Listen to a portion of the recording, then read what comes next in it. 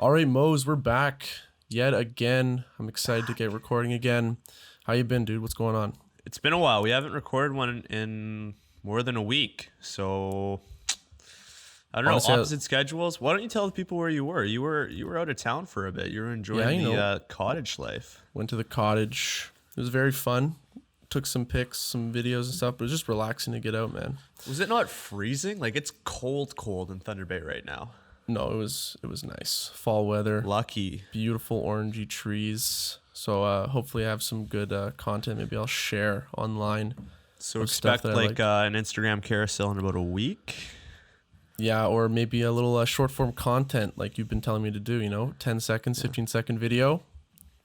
Why go long, It takes me so long.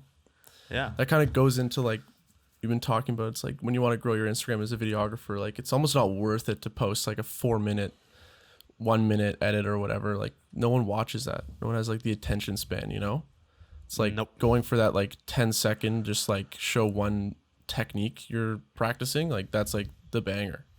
Yep. Like Absolutely, that guy you showed me, shoes. I think it's all like SCKNO. Schnoes. That's what it is. Definitely pronouncing that wrong, but it's fine. He's so good. He's so good. Like he just does these weird like shoe edits, and like they're all like 5 seconds long. And I think he spends a lot of time on them. But I gave him a follow. Yeah, he is your introduction to the drip world. But you're still wearing Adidas Ultra Boost, so it's okay. We'll do a closet tour. I'll show you closet tour. I don't think people want to see your corduroy pants. You have 12 different corduroy pants. Okay, no, I have a corduroy jacket. That's it right now. No, should I get pants? No, I'm just surprised that you don't have pants. Maybe I'll go full corduroy one day. It's okay if you do. Socks. I mean, I think corduroy pants are actually coming back. Everything old is new again. My mom used to make me wear corduroy pants in elementary school, and I hated it. They're not comfortable. I don't think they're comfortable. Well, were they tight or baggy? They're pretty baggy, but the texture kind of throws me off. Like it's heavy. It's a heavy material. You know what? I think we should start an apparel company where we run corduroys. Like we bring that back and we just like put fleece or something in like the inside. Make them comfortable. I don't know. We could do that. Work. Except the margins on apparel companies are garbage. That's fine. All right. So you said you had a couple things you want to talk about. What's going on?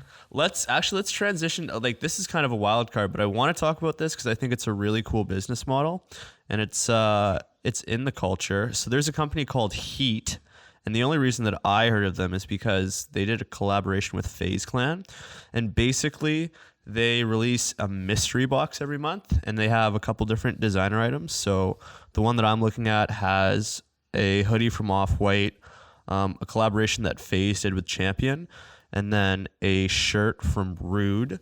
And they sell the box for $300. But the actual retail value of the goods is something like $750. And I was like, how do they do this? This is insane. You get a huge deal. I don't care about designer goods enough that I would buy this, but I think that they basically take a company's overflow or items that didn't sell and they put them into the box, which is a really cool concept because it kind of addresses the problem that we just talked about. Exactly. Well, maybe we can, who did like the content piece for it? Is that the one you showed me? Yeah. It's the guy that who does all the crazy stuff in 3D. I know. Yeah. Yeah. Tech. That influencer. That guy rocks Cinema 4D, and I need to dive into that. I don't know if you were talking to we have a friend, McCann. He's a video game designer. We're going to have him on the show, I think in mid-October. And he's like, dude, it's actually easy. Like he was watching the Gibson Hazard stuff or other guys' stuff that do Cinema 4D. He's like, I do this. Like it's not hard. I could just run you through Cinema 4D. And I'm like, I need to take advantage of this guy. I got to use his skill set. He's a very talented man. He loves to talk vision, which you're a details guy, so it's funny that you guys are close friends. We complement each other. Yeah, opposites attract, right? We were talking about 3D the other day, me and him, and he said that, and I kind of knew this already. There's two things. Number one, if you want to get into Cinema 4D and you want to start building stuff in 3D, you're gonna have to get a really good computer, or you're gonna have to know somebody with a good computer, because most of the time that goes into actually producing these stuff is rendering them. So if you're using Mac, I know that Macs are notorious for not being good at handling Cinema 4D. So spending $3,000 to $4,000 on a MacBook Pro might not be in the cards right now, but yes, you would. Hopefully soon time. And the other thing is that these programs are a nightmare to work with. I think I opened one of these days, or like not one of these days, a couple days ago. And it's like Photoshop and Premiere and the Adobe Suite are nice because they kind of take some of the complexity out of it. With 3D, it's not like these programs in that you have to set up the lights yourself, like you're recreating something from scratch, and that's just a completely different animal. So 3D, like, it looks nice, don't get me wrong. I think people that can do 3D really well will always be in short supply, but the learning curve to actually get on these programs is massive. Mm-hmm. But that's where a guy who like mentors you through it, I think, comes in. Yeah. Like a guy like McCann. So if you're looking to learn 3D, just reach DM, out to our guy McCann. Yeah, he'll just do it for anyone. So just he's not busy at all trying to make a video game. We'll put his phone number in the description of this podcast, and you can just give him a call. Give him a quick little call. I also want to talk about I watched the whole 6ix9ine on Impulsive interview. Yeah. And we talked about this before, and like it was the funniest interview because I love 6ix9ine, is just so ridiculous. But he talked a lot about how he got shadow banned. He did. Off of like Spotify and Apple Music, like nowhere to be found, his stuff. Yeah. And he was promoting, I think he knew this coming in, and you saw him on Nelk Boys, you saw him on Impulsive. Like, what do you think about the importance? Like, do you think that every single person who's like selling music or some sort of art or whatever they're doing should go on these shows? Like, even if we look at like, I mean, this isn't really what a lot of movie directors do, but do you think if like, oh my God, I'm blanking on his name, the guy who directed Tenet. Why am I forgetting his name? Christopher Nolan. Like, what if Nolan went on that podcast or like went on a show and like talked about Tenet and like connected with, you know, new media in that way, or like Joe Rogan or something? Like, people I feel would like love it. It'd be insane. So like, it just surprised me that there's so many people still stuck in the ways of like traditional media advertising. Like, why doesn't everyone just go on these shows? They reach incredible numbers. I will. I think Hollywood has a Hollywood problem. Hollywood was untouchable in that it was like the premier format of media. I don't think 2-hour movies are ever going to go away. But the conversation has definitely moved to social. And if you want to talk about reach and you want to talk about information being available whenever you want. So I don't know if Hollywood's going to move there, but I think that we've seen in the past couple of years that music with, and I think rap especially, has embraced social media as a new channel to reach their audience. It's actually really funny that you bring up the 6ix9ine shadow ban, because Tory Lanez actually dropped a project last week, and it came out publicly yesterday that Spotify and Apple would not be offering any editorial support. And I think that I saw early numbers that his album moved 50K units. So that's somewhere in the ballpark of what 6ix9ine did. But if we want to talk about this problem with music specifically, I think if you are in a situation like Tory Lanez or like 6ix9ine where you know or you have a good sense going into it that you're not going to get any editorial support from Apple or Spotify, in my mind, the only real viable alternative is then going direct to consumer via collaborations with the Nelk Boys or with Joe Rogan or with a Logan Paul. And it's one of those situations where I think, oddly enough, these social media stars and these influencers actually want to be in the Hollywood type productions and the traditional media. Like, I think David Dobrik came out a couple months ago and said that his dream job would be hosting a Jimmy Fallon late night show, which is weird to think about because if you look at the numbers of it, a David Dobrik 4-minute and 20-second vlog released to YouTube, he was doing 2 times a week before he stopped vlogging. But that's going to do millions and millions and millions more viewers than Kimmel would do in traditional television. So really interesting to think about that these vlog influencer social media creators actually probably do have more reach, but there's almost a sense of legitimacy, I would praise it as, that they don't think that they get unless they go the mainstream way, which is really weird to think about in my mind. Well, you grow up that way. Like you just grow up watching these very famous shows, and it's like I kind of want to do what I saw was the top then. But there's a way to spin it that's new. I don't know the guy's name. He's in all the Dobrik vlogs. I don't know his name, but he does like a barbershop Jeff show. Wittek. Dude, those get crazy views when he interviews people. And they're like, I've watched a couple and they're good. They're but funny. It's like it's cringy humor, which I love. I love humor that makes people uncomfortable. And it's kind of a late night style show, right? You're sitting down with someone. So I think maybe that's what Dobrik's talking about. I don't know. But I think there's a space for that. Not the typical, like you're in a big studio with this audience and like, you know, like I don't know if that's staying around on primetime TV or it's worth it for him to do it. But definitely like it does offer this weird sense of legitimacy that I don't think is very tangible through numbers, because like clearly his vlogs are like what kill it, you know? Yeah. But I don't know. I think people just want to change it up. No Absolutely. shame in that. Casey Neistat was actually very.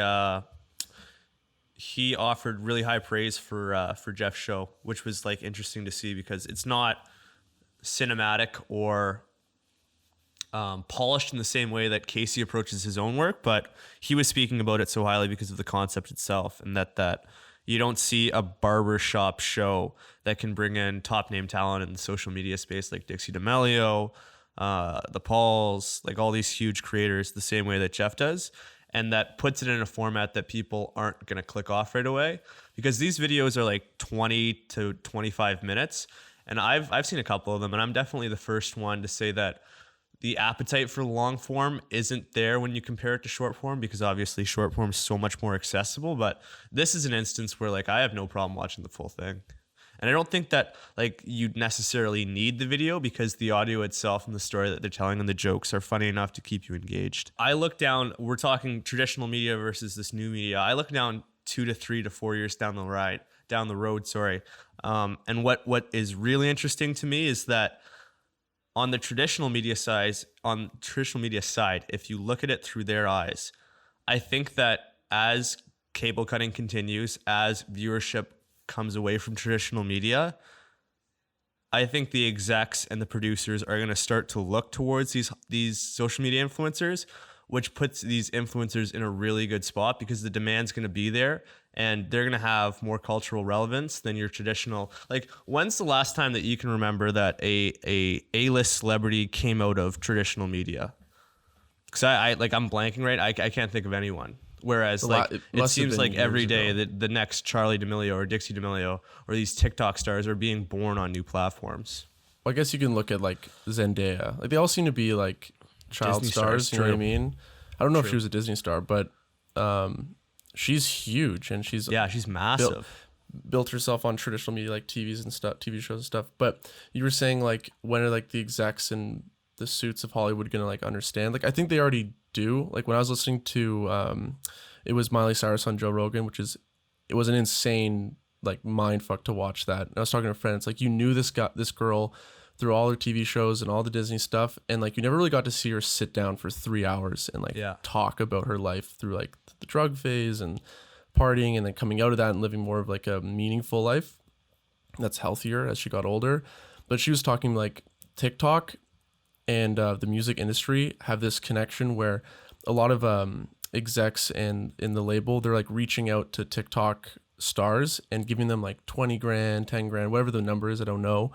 And they're saying like, make a video to this song, because the amount of songs that have blown up old and new on TikTok, it's insane. Like the impact of the user generated content. And what's $10,000? Like how often do you think these influencers on TikTok understand their value? Or their managers understand their value truly? Like, I bet you these record labels are like stealing pretty much from these influencers. Yeah, so two ways to look at that. Number one, for the influencers, if somebody says, I'm going to give you 10 to 20K for a video, and that video is going to take you less, like, what does that video take you to create? 10 minutes, 15 minutes, maybe for 10K? Are you kidding me? That's a joke. So for them, it makes a lot of sense. And then on the value side of it, if you look at, okay, like, are they being underpaid? Are they being overpaid? I think what really sticks out to me is that they are entertainers first and business people second. So if the managers don't have a really strong grasp on the value that their distribution brings in terms of eyeballs on that piece of music or on that, if you're promoting a movie, whatever, then that's a case where you're going to get a lot of creators who undervalue themselves. The other really big thing is that I think influencer marketing, if we want to call it that as a whole, is really hard to understand, because really, if you look at how valuable is this post versus that post, there's so much that goes into it. I was listening to a really great conversation with, I'm blanking on his name. I will try to link the podcast down in the description of our podcast. But he was basically saying, like, when influencer marketing started, if you wanted to know how valuable you were, you almost had to benchmark yourself against another influencer. So if I'm Kylie Jenner or Kendall Jenner, and I see my sister's getting 25K for a post, I'm gonna ask somewhere in that ballpark. But if I'm outside of that, like, A-list level, like, what am I valued at 10K? Is a post worth 5K for me? And then the other thing that I kind of wanted to wrap back in is that I think niche matters more than ever before too. So your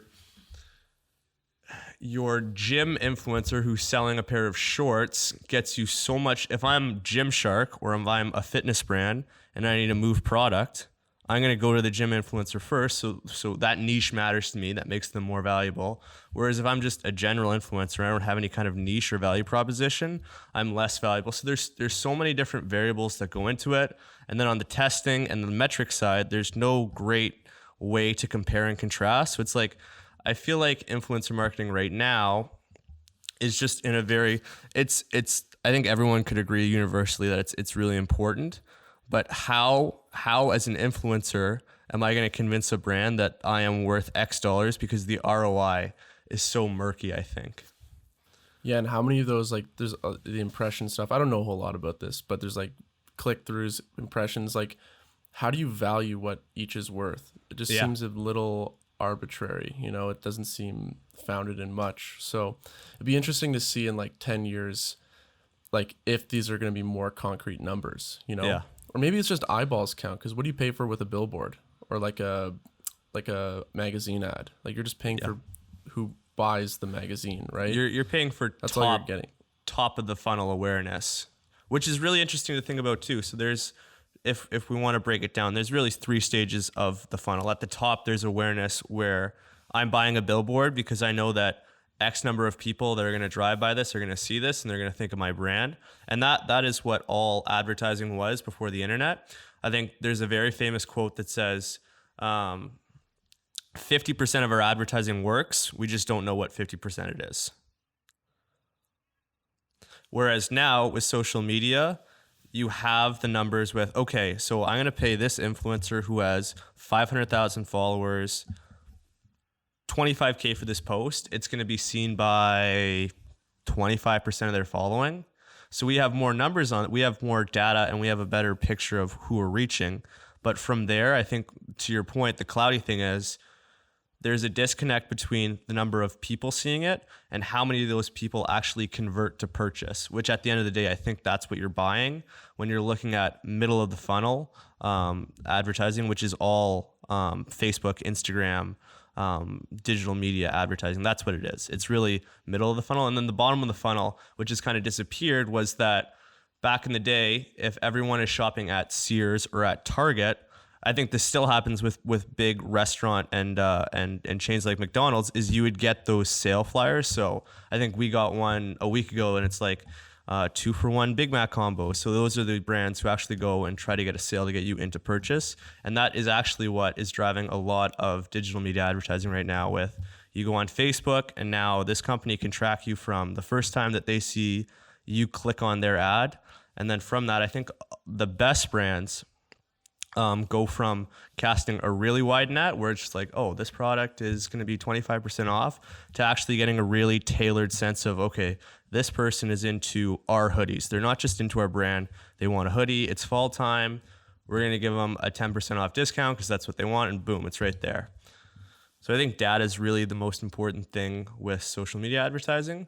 And that's something that I'm looking at very closely to see, how are we going to improve our picture with knowing not just how many people are seeing this post, but how many of those people are converting to purchase, which is still, I think, a big question mark. And honestly, like just like you said, like I'm not an analytics guy. I don't have a great sense of numbers, but I think we can all agree that influencer marketing is really important. One thing that's interesting about TikTok, which is very cool, and it ties into what we've talked about, user-generated content and organic ads that don't feel like ads, is TikTok, they get paid, let's say Charlie D'Amelio gets paid 30 grand to make a dance to a song and post it.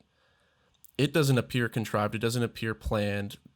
How could anyone possibly know that this new hit song like WAP or whatever it is meant to be, is a paid ad to Charlie? Because she's just dancing and she's smiling and she's doing what she's always done. So if you're someone watching, all you hear is the music and see this person dance and you think like, oh yeah, she just picked the new song that's out right now. But really it is probably paid, but it appears organic and doesn't appear like you're getting it forced down your throat. There's nothing I hate. I think everyone can say this too. You're watching a sports game and then ads come on and you're like, oh my God, they're like telling me to buy this thing. Like, Yeah. oh, it's going to help your life in this way. It's like, yeah, but like, let me come to that conclusion by myself, you know? Whereas TikTok, it's like the music or whatever they're advertising, it doesn't feel like they're pushing an agenda. It feels really natural. It feels very authentic. That's where TikTok, I think, shines. Yeah. In the business standpoint. We started this conversation talking about short form versus long form content. And what I think is probably the most interesting, obviously, like you said, authenticity is so important when we talk about, I don't think anyone wants to be sold to. I think at the end of the day, it comes down to that. And the advantage of going through an influencer is that you almost borrow their authenticity, and there's so much deals and money changing hands behind the table that I don't think many people are privy to, but if you really understand what's going on, you'd recognize that. Here's where the long form versus short form thing comes in. If you look at the biggest creators on TikTok, the Charli D'Amelio's, Addison Rae, you have the Sway House. What I think is really interesting is I actually don't think that you can build a brand purely off short form content, because I feel like long form content is actually what converts. Here's why. In a long form piece, and this is why you see so many of the biggest stars, after they blew up on TikTok, straight YouTube channels. Yeah. Addison Rae gets an exclusive deal with Spotify. Dixie D'Amelio, like we said earlier, we're talking about talk shows. She launched her own talk show on YouTube. Here's why. You can only get a snippet of that person in a 10 to 15 second TikTok video. That is great for awareness.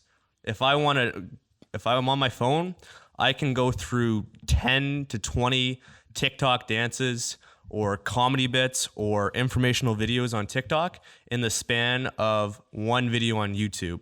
That is great for building awareness and letting me consume and interact with that person, but there's no story there. There's also, you don't just consume and interact. It's like there's no real barrier to impact. Whereas like when you see 15 minutes, 30, you're like, I don't know if I want to commit that. It's a commitment. Whereas when you build a relationship off of these quick hits, it's almost like when you become friends with someone. Like you don't just like the first time you hang out, go get dinner. You know, you have a couple of conversations at maybe work or your school if you're at class.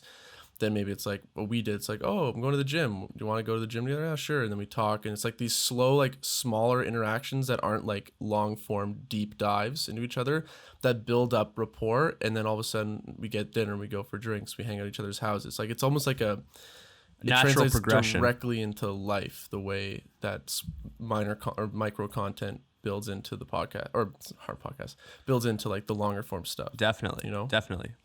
I think there's a really natural on-ramp. And the big thing that I think you hit on is that people, if I don't know you as a creator or you're not associated with somebody that I know, here's a great example of that.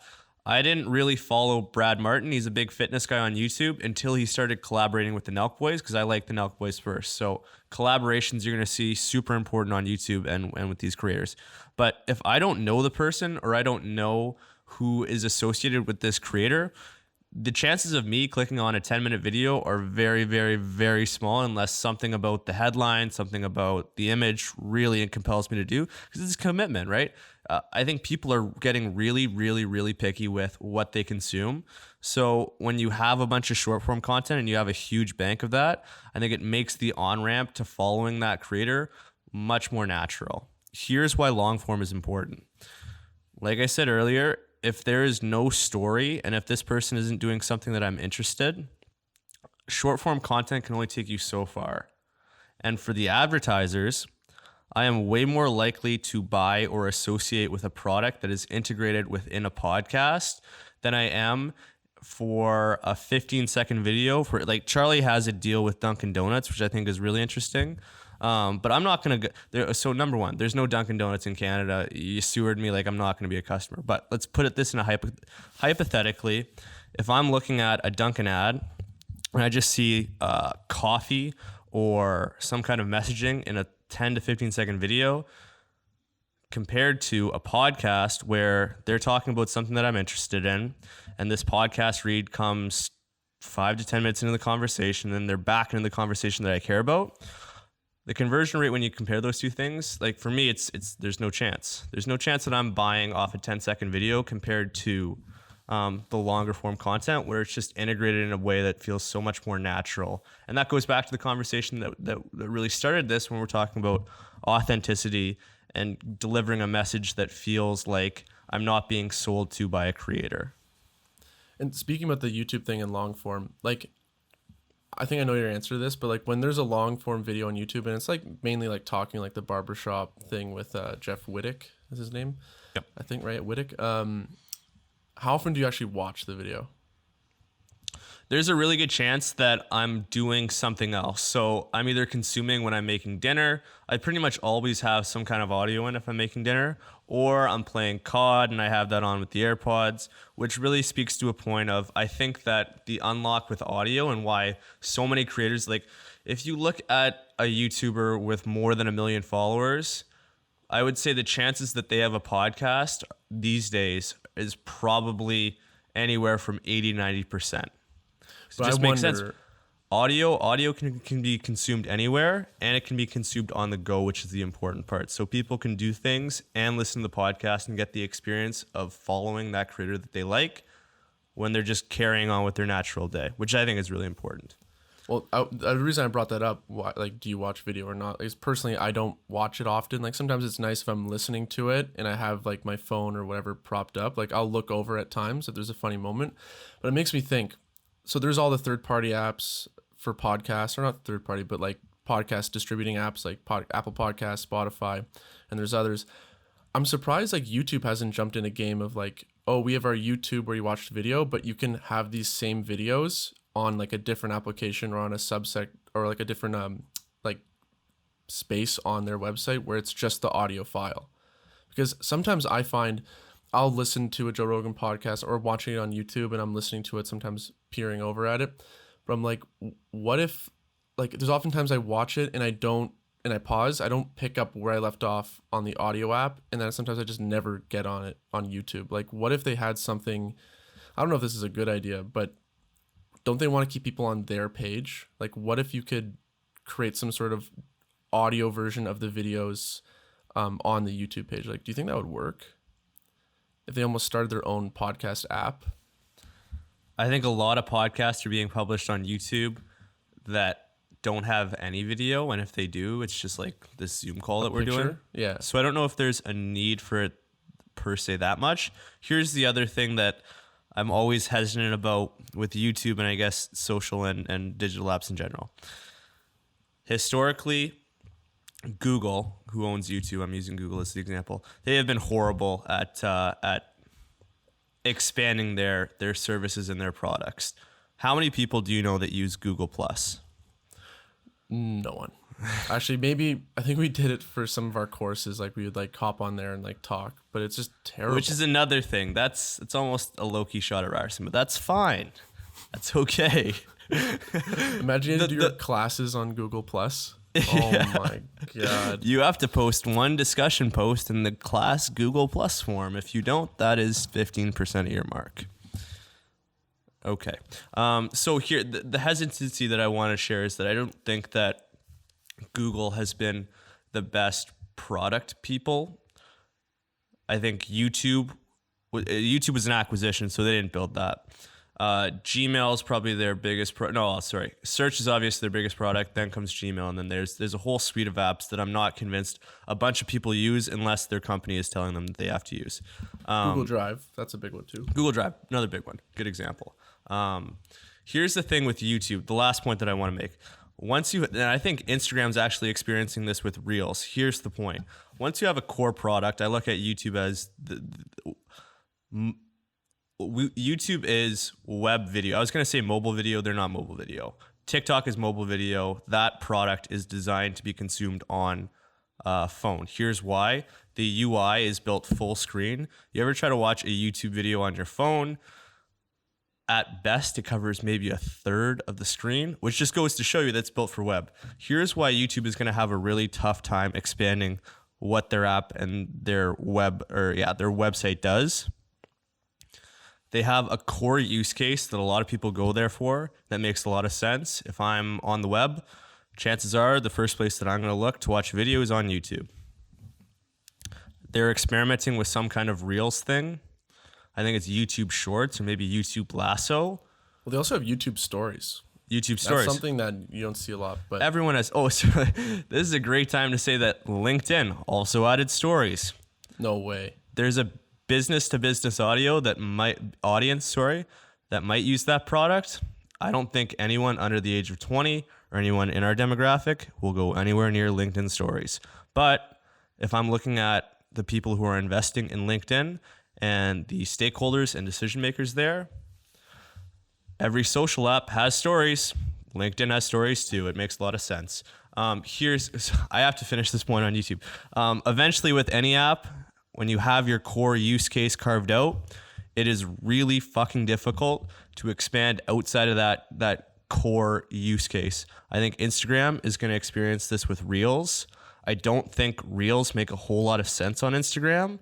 I think they had to do it for the same reasons that LinkedIn had to put stories on their platform. Although you say that doesn't make sense, like Instagram Reels are very popular. Like not the same as TikTok, but I sometimes scroll through them, like these are like 3 million views, 5 million views on some of them. So like it makes sense just to add it because why not? Like why not just take that? Just like Snapchat stories brought to Instagram. I only look at my Instagram stories. I don't really go on Snap anymore for those. So outside of a Saturday night when somebody might have a story on their thing. Have more than just a story. So it might be long form content on that Snapchat.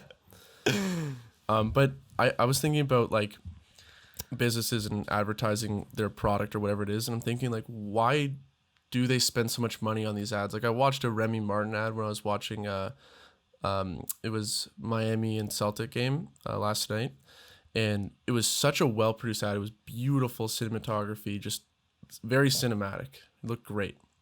But I'm like, what does that cost? Probably 50 to 100 grand to shoot that, depending on like the crew and everything. And what does that turn around? Like why? It almost seems like if you're a brand, like don't you want to constantly try and push users to generate content for free around that? Like imagine if, this is me spitballing, I don't know if this is a good idea, this came to the top of my head. Like what if brands created music around their brand that like talked about it and stuff, and they hire an artist for it, and then they push that on TikTok or push that online and try and encourage people to like make videos around that music. An example of this is No Frills. I have a friend who works at an audio engineering house, and they like make music or they like edit audio for like films and stuff. And they worked with No Frills, which is a Canadian grocery store, and they released a whole album. All hip. They hired a bunch of like Toronto rappers, and they just made songs about like produce, and it's like Get the Bag is one of the songs, I think. I'm not 100% sure. And it's so funny, and it's really well produced. And I'm like, this is like, imagine if they can get that on TikTok and like have someone do a funny like video where like they're dancing to it, or they're in the store dancing to it. Like I just think, why don't businesses more push for user generated content? Because I think, why not get free stuff? It's free advertising instead of dropping like, I don't know, like 100 grand on an ad. 100K would be low. I think that's probably closer to 500K by the time production's done everything. Point being, so user generated content, more authentic. People don't feel like they're being sold to. You don't have to pay a huge production budget. Those are all wins. Here's why brands won't do it. And this is, so I was actually surprised when you brought up No Frills, because let's call it a legacy brand, because I want to talk about, the first example was Remy Martin, which is an alcohol brand. I would also, acquisition date 1991. Okay. Here's why older legacy brands will be really slow to embrace user-generated content. I think what it comes down to is that they have done traditional marketing through television, through OTT, point of sale, billboards. That's what's worked for them for the past 2, 3, 4 decades. If you look at who the VP of marketing is, VP of content marketing, all of those people have grown up in that system. And so if an intern comes up and they say, oh, user-generated content, you don't have to pay for production. People think it's authentic. It's native to platform. It's going to do really well on social. All of those things are true. And it still won't change the fact that that VP of marketing is going to be like, what's Instagram? What is user-generated content? How do I prove the ROI to this to my supervisor? The bigger a CPG brand gets, the slower it will be to transition to a new form or a new channel of marketing, regardless how effective that new channel is. So that's the short answer for why I think brands, especially legacy brands, are going to be slow to embrace influencer and user-generated content. I think especially with alcohol brands, it makes a lot of sense to integrate with influencers and integrate with artists. I think that with Hennessy, I saw a tweet by Quavo the other day that said everyone's got to stop drinking Hennessy. They ain't for the people. So that's not great for Hennessy. Here's how they actually integrate with culture. And the funniest thing is they don't put any advertising or marketing dollars towards this. The rappers talk about it in their songs.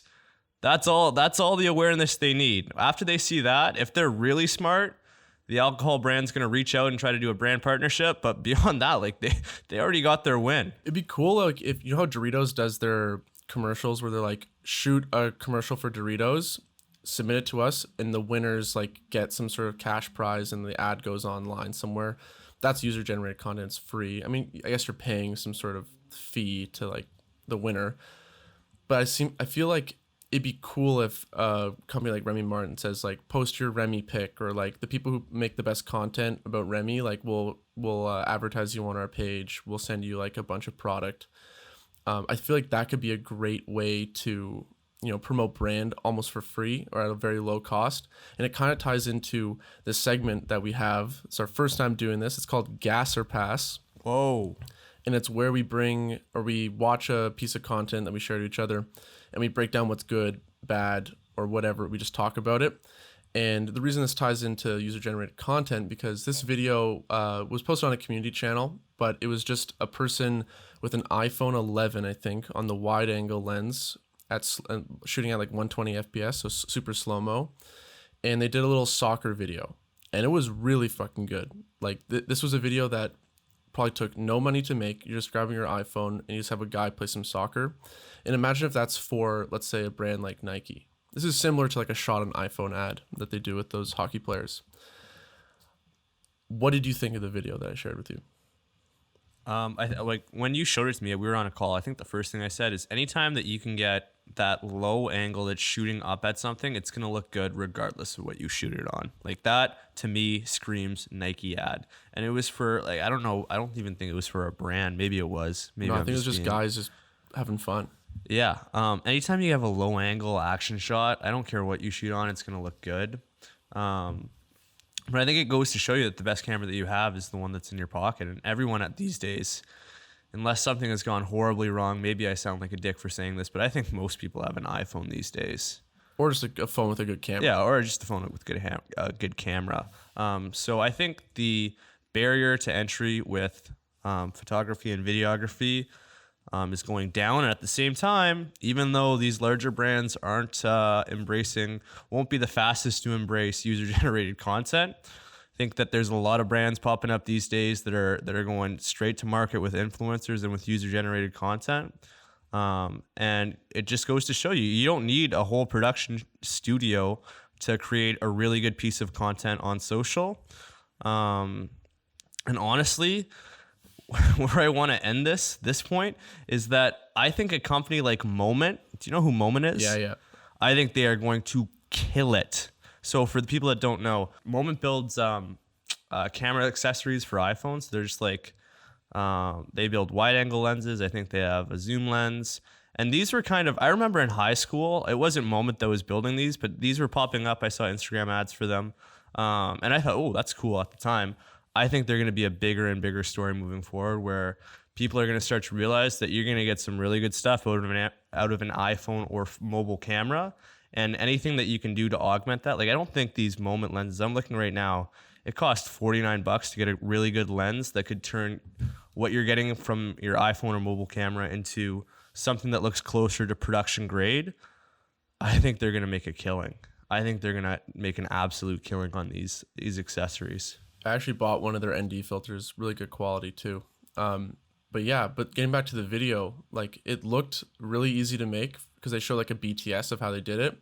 And then they showed the finished product. It looked like 3 shots they just used. And it was a video. I'm like, this costs nothing. It looks great.